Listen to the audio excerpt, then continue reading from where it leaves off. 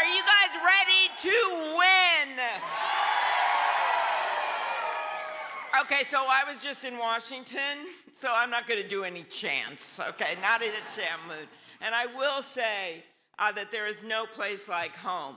And for all of you, I will say welcome to Minneapolis, the home of the Lynx.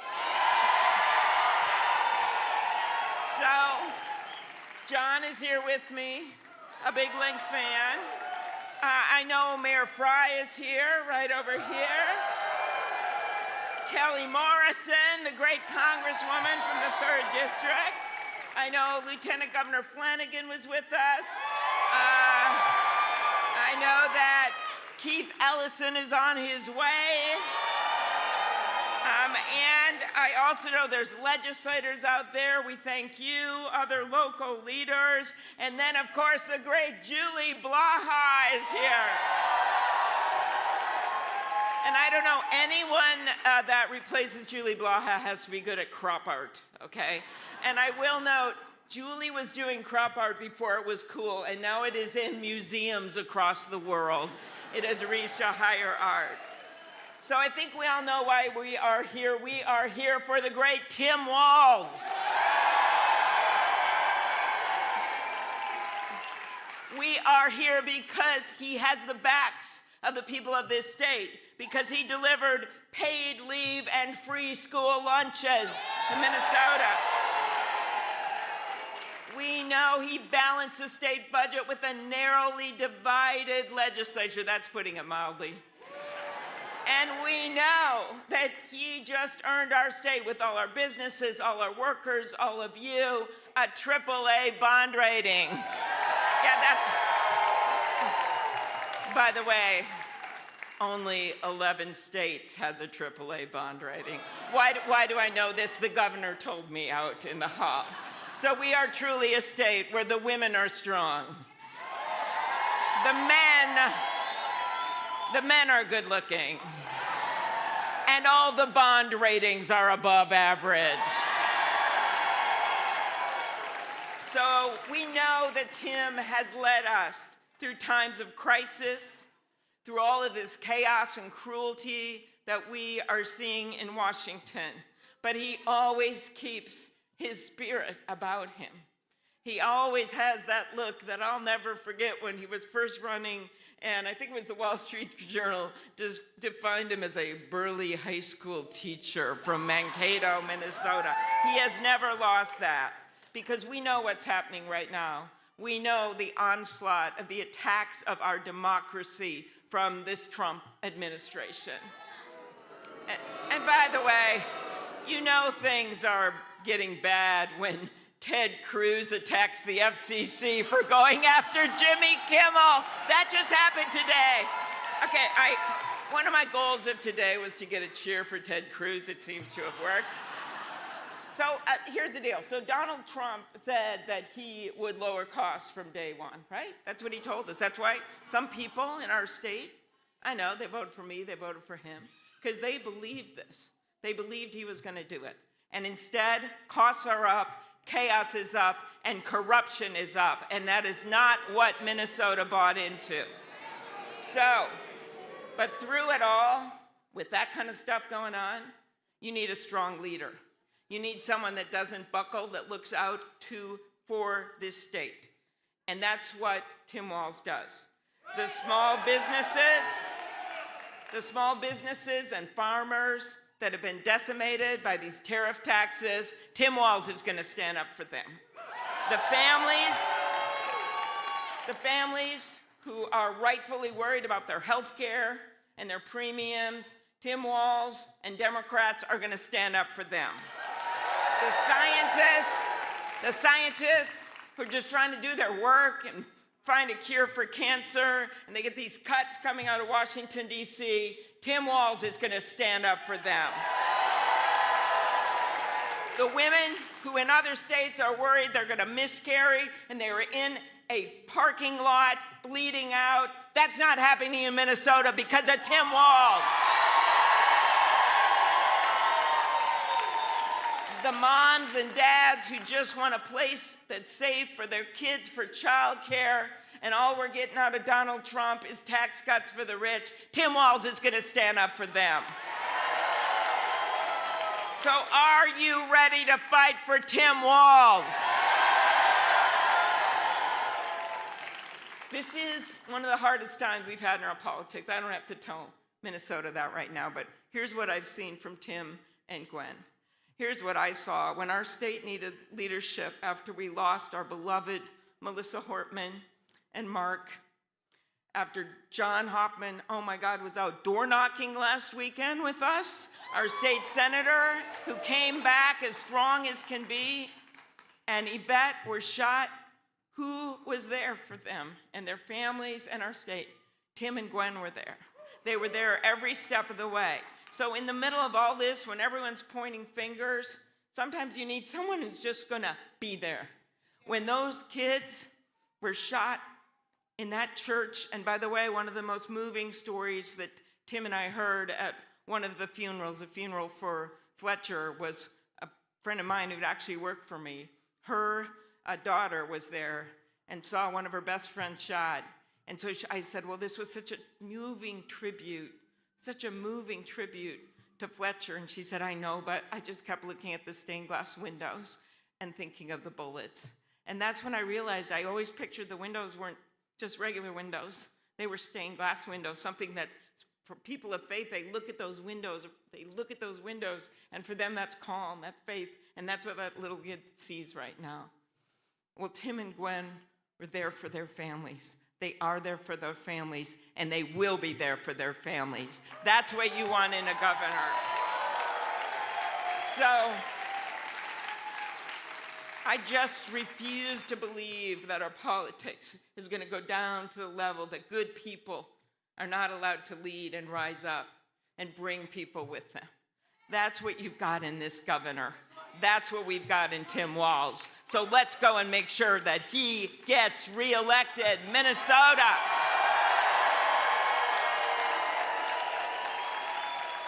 So there's kind of some famous people here.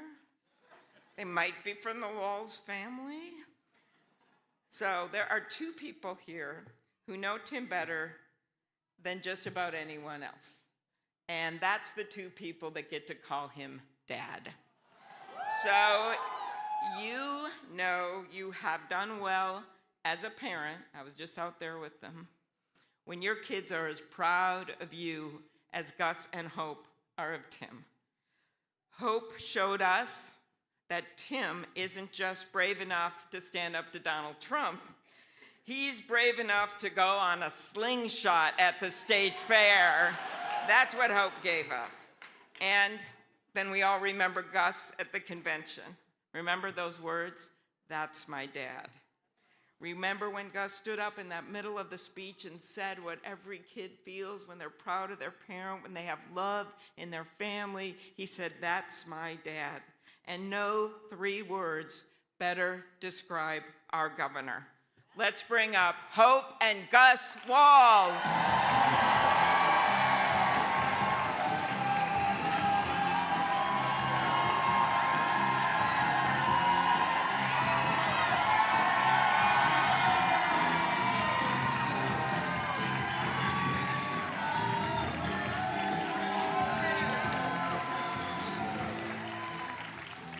Hello, Minnesota! For those of you who don't know us, I'm Hope. And I'm Gus. We have a very important message for you tonight. Don't worry, the Vikings will be fine and J.J. McCarthy will turn out. Thanks, everyone. Have a great night. Now that Gus has gotten that off his chest, we want to share with you a little bit about our kick-ass dad. Now, I'm sure many of you have seen him on TV, wearing a suit and tie, giving a speech at the State House, hosting a big rally like this one, or being the weird obsession of everyone at Fox News. But to us, he's always just been regular old dad. Less suit and tie and more the same gray sweatshirt he's had for 10 years and counting. He cleans the car, loves our dog Scout and Kitty Honey, and we watch the Vikings with the volume way too loud. You won't be surprised to hear he tells a lot of jokes. And if you think dad jokes are bad, let me tell you about governor jokes. Our dad is goofy, passionate, fiercely protective of the ones he loves, and always so excited to see us. I don't live with my parents anymore, but I never have to ask to come home. No matter where they might be, they always have a room with my name on it, warm food on the table, and a million questions about my life. How's work going? How are your friends doing? Have you gotten that dent out of your truck yet? I get that one 3 times a day at this point. And no matter how busy he gets, he always details and cleans my car and my cousin's cars. Really, anyone's car, you should ask him. The thing about my dad is he shows up. He shows up for our family. He shows up for our state. My dad shows up for the people every single time.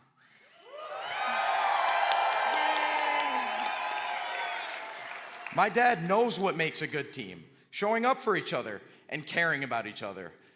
Well, he truly believes we're one team here in Minnesota, and I know he'll always have your back.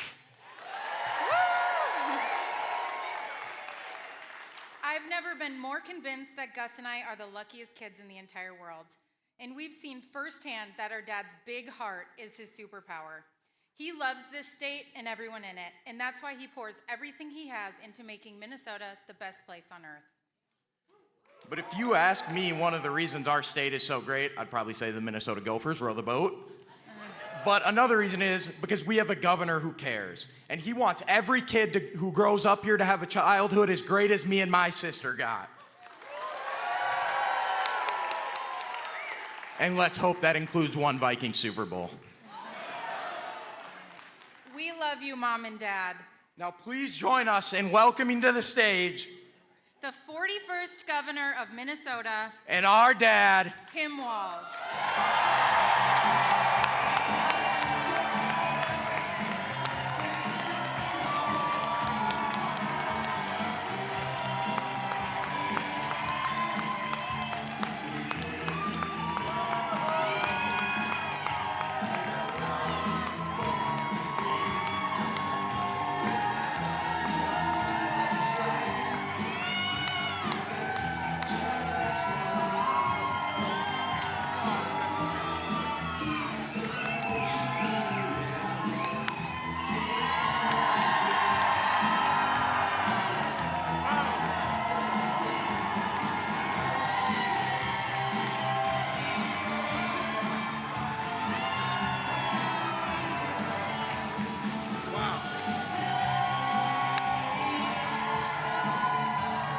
Wow. Wow. Well,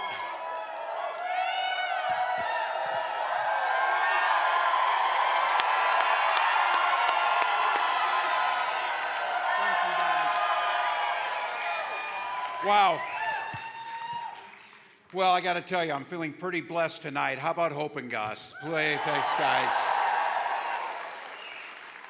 And to Gwen, the light of my life, my best friend for so long, and I think everybody in this room knows the person who really makes this train run. Thank you, Gwen.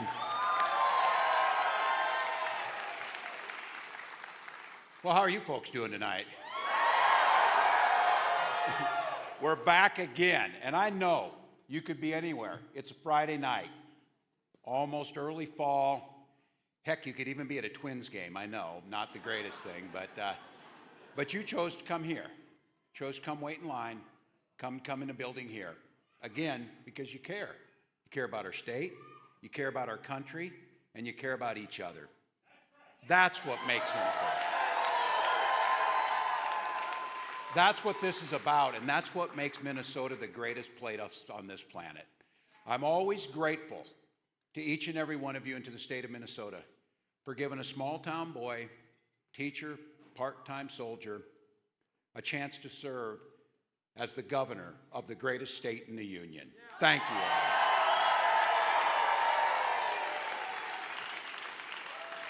I'll tell you what, lots of reasons to be thankful. One amongst them is, how blessed are we to have Amy Klobuchar as our senior senator?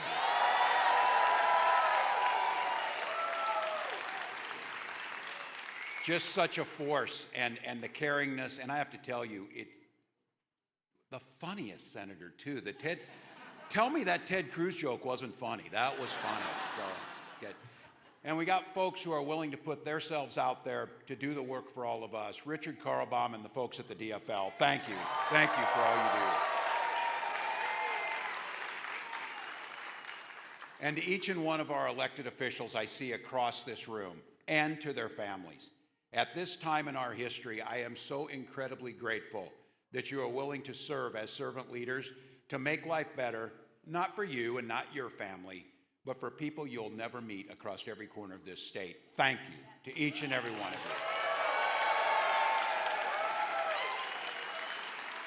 Well, contrary to what Gus said, you might know why we're really here tonight.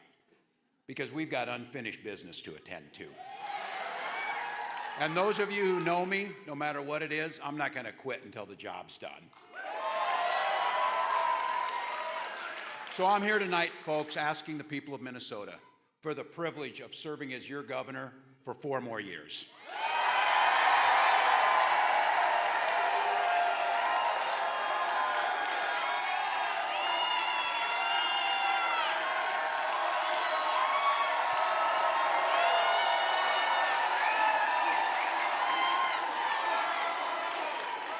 Because here in Minnesota, we're writing a story about how to govern like good neighbors. We treat each other with respect. We always look to find common ground where we can. Just as important, everything we do is driven by the commitment to making life just a little bit better for all the people we serve. We recognize that all we want, and most people across the country, certainly across Minnesota, want the same basic things to make up a good life. They want security, a solid foundation that won't fall away if something goes wrong. We all want opportunity, chance to get ahead, and a chance for our kids to go even further.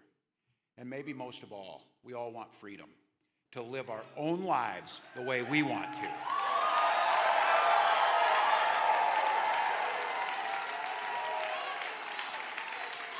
And with our partners in the legislature, I am damn proud of the progress we've made to build that good life right here in Minnesota.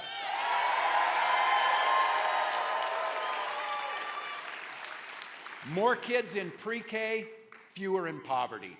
More clean energy flowing through the grid, fewer roads and bridges at risk of failing. More families with dignified care for their loved ones. Fewer families without safe, secure housing. More jobs, better pay, and the strongest organized labor protections in the nation.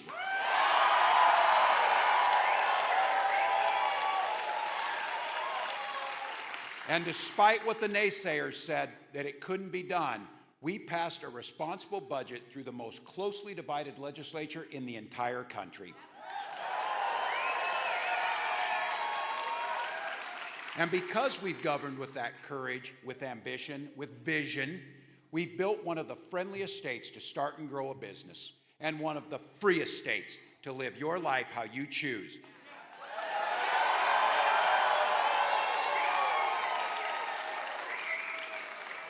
And the best place in the country to raise a child.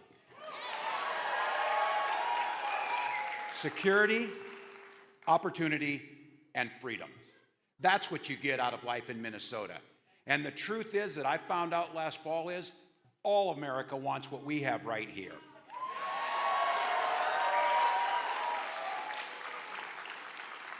And we know, just like democracy, that work is a team effort. So give yourself a round of applause for making this happen. Now, that next chapter of Minnesota's history is yet to be written. We'll get to decide what it's going to say at the ballot box next November. And here's the thing, there's no guarantee that we continue down the path of growth and progress and neighborly goodwill. It's only month 8 of this nightmare in Washington. And I want to know is, and I've been asking this question, where are the don't tread on me people these days? You know them. In all seriousness, where are they? The ones who had made principled arguments about decrying cancel culture, demanding free speech, warning against us against government that's too big and too powerful. Well, you know, many of them, they only cared about that when Democrats were in charge of government. But I'm going to break it to them. They are getting tread on every single day.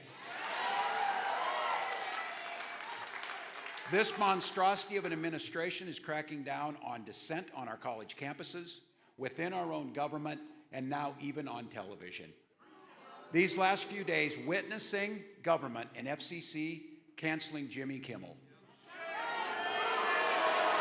Stephen Colbert, and I said it, this is North Korea type crap that they're doing. It is the definition of censorship that you would find in your civics textbooks if they hadn't already scrubbed those textbooks. And we're at a point now, and you know it, and you have your neighbors knowing this. Whether they're a U.S. citizen or not, what they know is this president's personal police force can disappear you at a whim. That's where we're living. And I said, don't even get me started on RFK Jr. Actively keeping life-saving vaccines out of the reach of all of us. And then gaslighting it by calling it health reform and health freedom.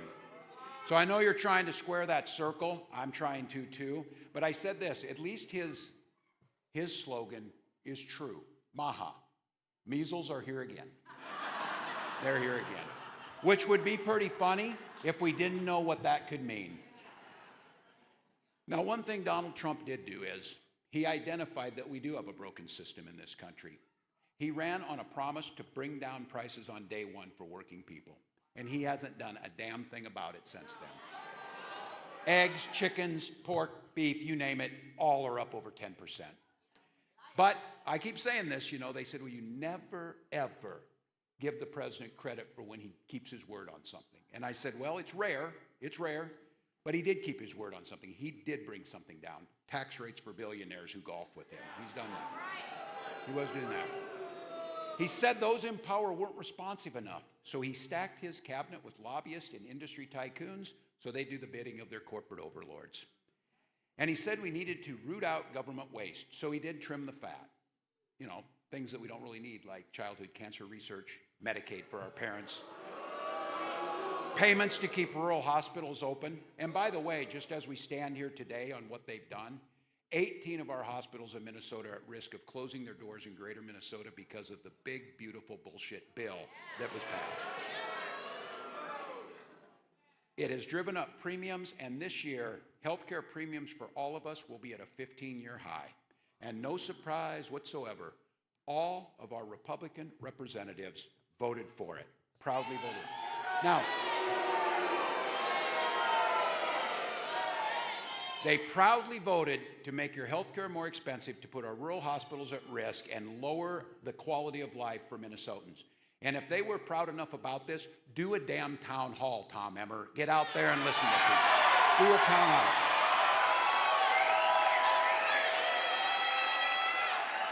Don't go on Fox News and gripe at me, because you had a chance to be governor and Minnesota said, hell no, hell no. But it's never been clearer to me, Trump had no intention of fixing the system for us. He just wanted to rig it for himself and his family. That's what he wanted to do. This guy's motivated, and he's very simple. He's motivated by two things, cruelty and corruption. He grifts off you, and then he savors the pain of the American public. And that approach to government, I wish it weren't true, is threatening to seep right into our state too. We got a bunch of Donald Trump wannabes that are trying to ask the people of Minnesota to make them governor of Minnesota, which they want to govern like it's Mar-a-Lago and not Minnesota. But here's what I'll promise you. I'll never stop fighting to protect this state that we love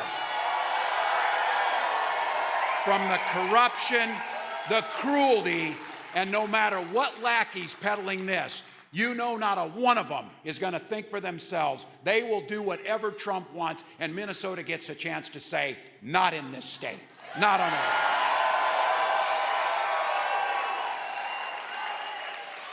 We all feel the sense of urgency to shelter our families from the storm, but you also deserve more from your leaders than just defense. And we have plenty more to do to deliver security, opportunity, and freedom to every Minnesotan. So let me give me a chance at another term, and here's some of my top priorities. First and foremost, we need to get serious about gun violence once and for all. Once and for all.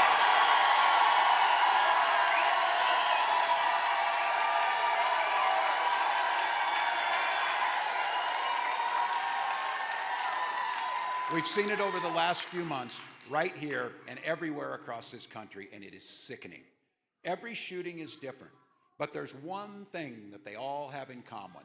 Someone who shouldn't have had a gun had one, and it was too damn easy to get the gun. We have made important strides, and to the legislators who are here, thank you. We've expanded background checks. We've added red flag laws, and we've funded mental health care. But it's not even close enough. And I want to be clear. When a Republican legislator says this isn't about guns, we need to fund mental health care, those same people voted against mental health care when they had the opportunity to do it. So that is not the thing. They will talk about anything except what's at the heart of this matter, that it should not be possible in this country to fire 116 bullets in 90 seconds into the bodies of children.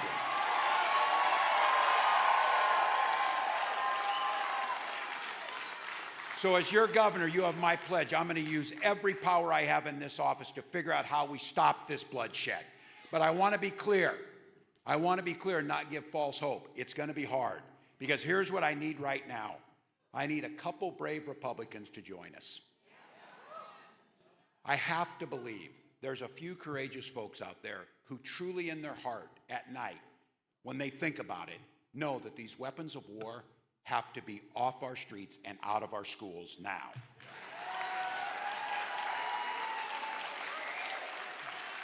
And what's been at the heart of this state since almost its founding and has been a commitment of our administration is education is at the heart of everything we do.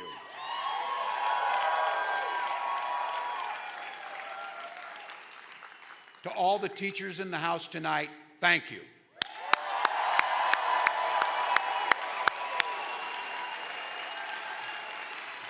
You know the story. I was a teacher and a proud card-carrying member of Education Minnesota. And I'll tell you what, you brag about the things that you've done in your life that make you tougher. You've heard me say this, and I'm proud of it. I'm still standing after nearly 2 decades in the lunchroom, so I'm there. But look, a good public education is one of the bedrock promises of this country. Here in Minnesota, we've worked to honor that promise. We invested real resources, historic resources in our public schools. We gave our teachers a well-deserved raise and upped their retirement pay. We fed our children and made college free. And this year we saw graduation rates the highest they have ever been. Well, once again, we've got an education secretary that knows more about wrestling than reading. So while she's busy pile driving the Department of Education, we're going to keep stepping up and delivering for every single student in every school across Minnesota.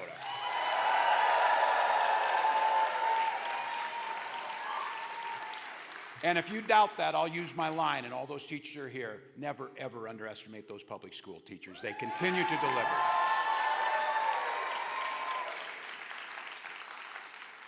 We've also got to stand up more for working folks in this state. The people who raise our crops, the people who plow our roads, the people who weld our steel. Trump has all but abandoned working class folks. His tariffs are only sending costs in one direction, up.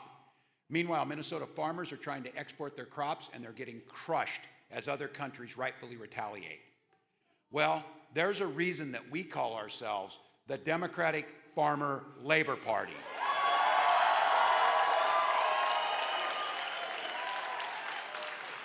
And the main reason we do that is we know who our bosses are. So we're going to make it easier for middle-class folks to make sure that life is affordable for them. It means making it more affordable to buy a home in every zip code. From making housing more affordable in our cities to building more homes in rural communities across this state. And we're gonna bring down the cost of childcare once and for all. That's real relief in people's lives, things that make them feel more secure. And it's how we keep this state being the best place in the country to raise a child. Now, you can call me old-fashioned, but I believe in governing like good neighbors is not just what Minnesotans want from us, it's what they demand from us. Because you've heard me say this, and I know that you believe in it like I do. We are one Minnesota. If a kid in St. Paul is distracted in class because they didn't get enough to eat, that child's learning doesn't just hurt them, it hurts all of us. Doesn't matter if it's our son or not. If Social Security is undermined and payments are missed to a widow in Mankato, that's a tragedy for all of us, not just my mom or yours. If a family in Rochester can't afford their mortgage or their car payment, or a grocery run to Hy-Vee or Cub, we're all worse off for it. And if someone can be killed in cold blood for their political beliefs, even if we disagree with those beliefs, we're all less safe. Political violence is a virus, one that recognizes no border and no party preference. It's never, ever acceptable. So we all have to condemn it. And we have to get back to seeing each other as neighbors and not nemesis. Now, I want to be clear. I'm not naive. That's not going to be easy. It means we have to actually listen to each other, extend a hand to one another, and yeah, get off social media and go touch the grass once in a while. But it's the only way this country's going to work. Now, I want to be clear on one point. Respecting our neighbors is not the same as appeasing our neighbors. We can and should continue to disagree and debate, to hold our ground when we know the policies are destructive, and to keep telling the unvarnished truth about what's going on in this country right now.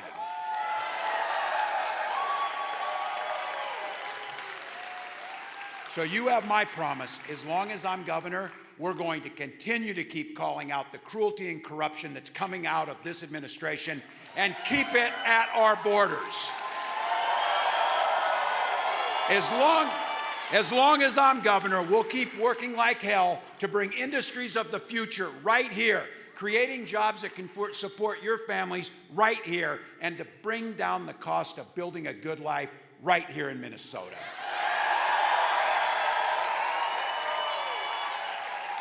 And as long as I'm governor, you're going to be free to protect your kids from deadly diseases. You're going to be free to be who you are and love whoever you want.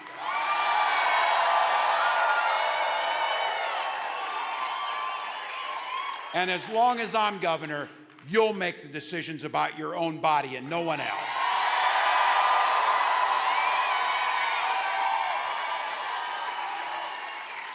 I tried to teach the rest of the country it's not that hard. It's relatively simple. It's the golden rule. Mind your own damn business and we'll all get along better. We'll all get along better. That's what it means to be a good neighbor. That's how we'll secure the next century of Minnesota greatness. That's how we'll continue to be the envy of this nation. And next November, we're ready to make a powerful statement. Come hell or high water, Minnesota will remain a bulwark of security, opportunity, and freedom for every single person.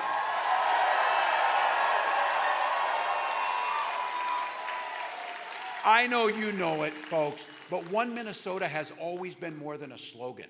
It's a rallying cry, one that has echoed across Minnesota for ages. When St. Paul railroad workers went on strike back in the 1890s, our forebears locked arms with our brothers and made sure they were fed. And when the federal troops came in to crack down on that, solidarity held in St. Paul and we didn't yield. At the turn of the century, families all across greater Minnesota wanted to make sure their kids could get as good of education as anyone in a city. So folks from all different backgrounds banded together and we built one-room schoolhouses in every corner of this state and had quality education for every child. When a blizzard roared across this state in the 1940s, it was the farmers who pulled people out, and it was folks in the city that took people in. We help our stranded neighbors. We open the doors to the cold. And together, we literally dug ourselves out and picked ourselves back up. Minnesotans understand this in countless stories. It's part of our DNA to be good neighbors. And if we're going to get our country out of this mess, we're going to have to do it with our leadership right here in Minnesota, because we can guide the way.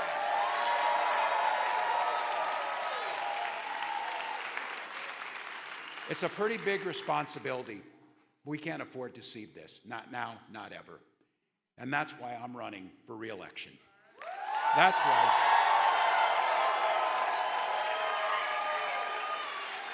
That's why I'm asking you. I need each and every one of you on this team. I'm not just asking for your vote, though of course I'd be honored to earn it. Voting's simply not enough this time.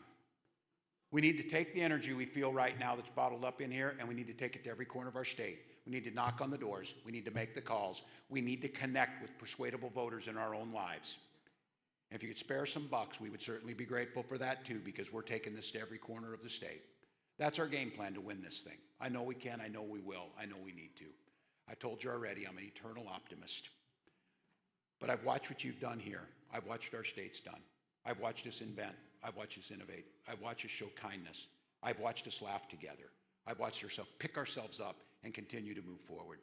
I'm not just blinded by hope, people. We know what's possible when we come together, because you see it every day with your own eyes.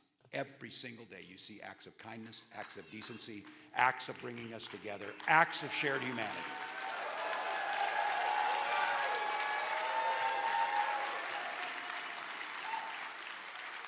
So here's the deal, Minnesota. We got a little less than 14 months, and we've got unfinished business. So now seems as good a time as any. Let's get after it and win this thing. Let's go.